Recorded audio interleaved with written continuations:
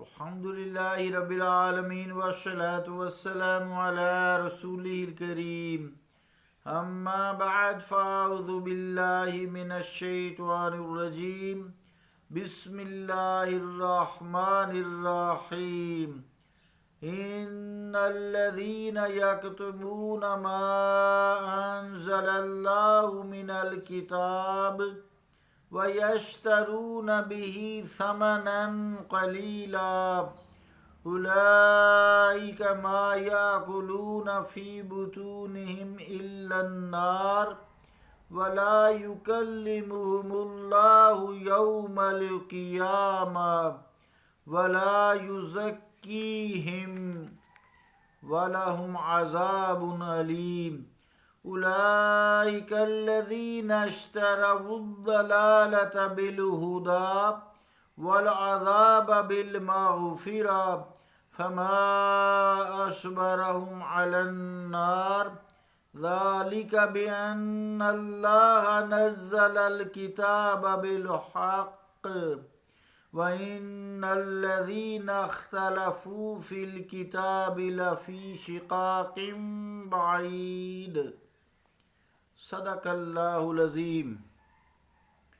واجب الاحترام سامعین، السلام علیکم ورحمۃ اللہ وبرکاتہ۔ سورہ البقرہ کی 174 سے لے کے 176 نمبر آیات تک تلاوت کرنے کی سعادت حاصل کی ہے۔ ان آیات کا ترجمہ یوں ہے: بے شک جو لوگ چھپاتے ہیں اللہ کی نازل کی ہوئی کتاب اور خرید لیتے ہیں اس کے بدلے حقیر سا معاوضہ، سو وہ نہیں کھا رہے اپنے پیٹوں میں سوائے آگ کے، اور بات تک نہ کرے گا ان سے اللہ تعالی قیامت کے دن، اور نہ ان کے گناہ بخشے گا، نہ انہیں پاک کرے گا، اور ان کے لیے دردناک عذاب ہے۔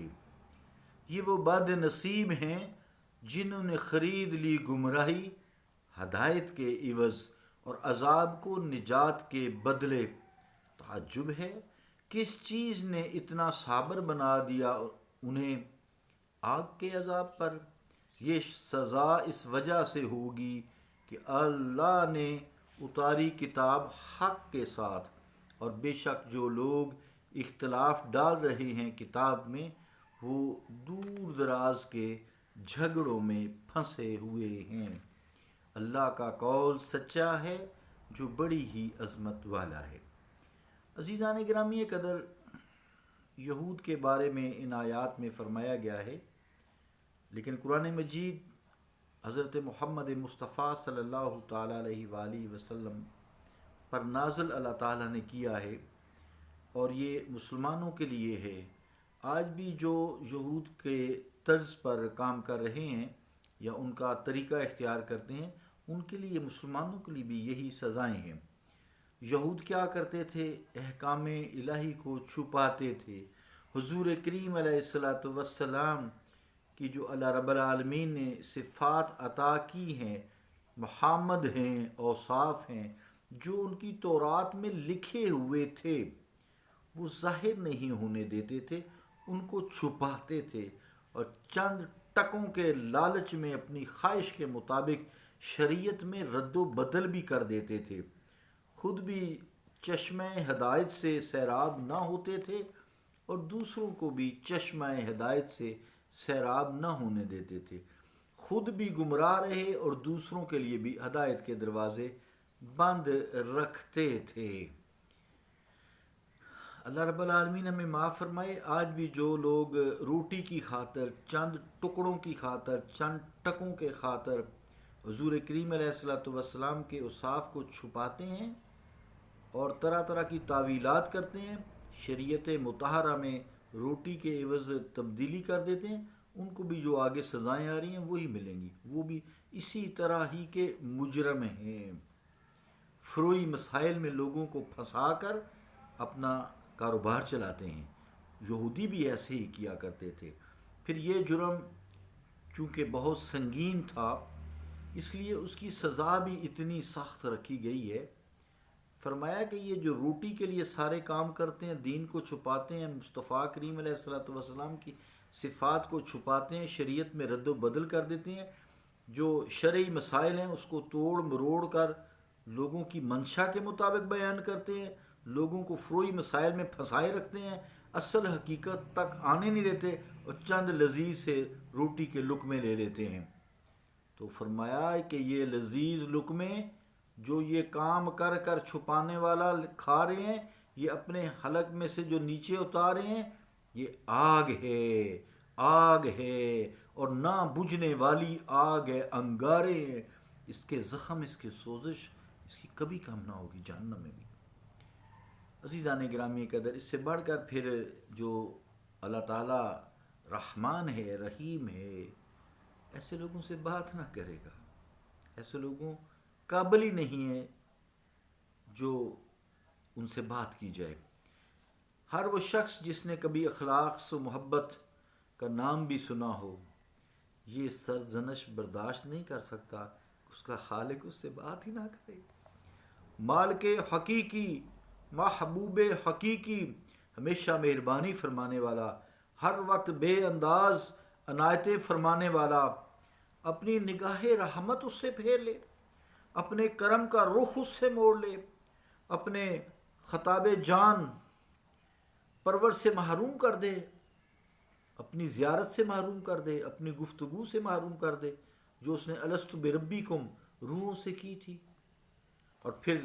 وہ برداشت کر لے۔ حیرت ہے، وہ دل نہ ہوا پتھر ہوا، بلکہ پتھر سے بھی سختر اور فروتر ہوا۔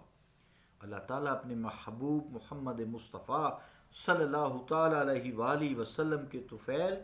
اپنی ادنا سے ادنا ناراضگی سے بھی ہمیں بچا لے، آمین ثم آمین۔ ایک تو یہ پیٹوں میں آگ بھر رہے ہیں، یہ جو لقمے اتار رہے ہیں دین فروشی کے، اس کے بعد دوسری جو سزا دی اللہ تعالیٰ ان کی طرف نظر رحمت بھی نہیں کرے گا، اور ان کو سخت عذاب دیا جائے گا، بات نہیں کرے گا، انہیں پاک نہیں کرے گا، ان کے گناہ نہیں بخشے گا، وَلَهُمْ عَذَابٌ عَلِيمٌ، ان کے لیے دردناک عذاب ہے۔ یہ تیسری سزا ہے کہ ان کے چہروں پر کتمان حق کی نجاست چشمہ کر دی جائے گی، آب رحمت سے اسے دھویا نہیں جائے گا۔ عزیزان گرامی قدر، چونکہ اس آیت میں خالدین فیہا نہیں ہے، خالدین فیہا نہیں ہے، اس کا مطلب ہے کہ جتنی انہوں نے دین فروشی کی، دین کو ذریعہ روزی کا بنایا اور دین میں حق باتیں چھپاتے رہے، لوگوں کو فرقہ واریت کی طرف اکساتے رہے، گروہ بندیوں میں تقسیم کرتے رہے، اصل حقائق قرآن مجید کی احادیث مبارکہ کے انہوں نے نہ بیان کیے، لوگوں کی منشا کے مطابق شرعی مسائل بیان کیے، تو خالدین فیہا نہیں ہے، جتنے بھی بیان کیے، جتنی ان کی سزا ہوگی اتنی سزا ملنے کے بعد، کیونکہ وہ مسلمان اگر ہیں تو جنت ان کا ٹھکانہ ہوگی، آخری ٹھکانہ جنت ہوگی، کیونکہ آیت میں خالدین فیہا نہیں ہے۔ اس لیے کیونکہ حدیثوں میں آتا ہے کہ جب کوئی شخص فوت ہوتا ہے اس کے سینے میں صرف اتنا ہی علم ہو، لا الہ الا اللہ، وہ جنت میں جائے گا، حضور کریم علیہ الصلوۃ والسلام فرماتے ہیں۔ تو اس کا مطلب یہ ہوتا ہے کہ جو شخص توحید پہ فوت ہوگا، لا الہ الا اللہ اس کے سینے میں ہوگا، فوتگی کے وقت وہ جنت میں جائے گا تو ضرور، لیکن اپنے اعمال کی سزا تو ضرور بھگتے گا نا، وہ تو حساب کتاب ہوگا، وہ تو حساب کتاب ہوگا، جتنے جتنے اس نے گناہ کیے ہیں اس کا حساب کتاب ہوگا۔ اللہ تعالیٰ ہمیں دین کی سمجھ اور اس پر عمل کرنے کی توفیق عطا فرمائے۔ صلی اللہ تعالی علی رسول خیر خلقہ محمد وعلی آلہ واصحابہ اجمعین برحمتک یا ارحم الراحمین۔